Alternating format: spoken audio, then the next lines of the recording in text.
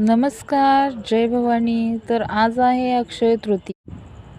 या पवित्र दिवशी आई तुळजाभवानीच्या चरणी नमस्कार. तिच्या कृपेने तुमचं आयुष्य सुख, शांती आणि समृद्धी येऊ दे.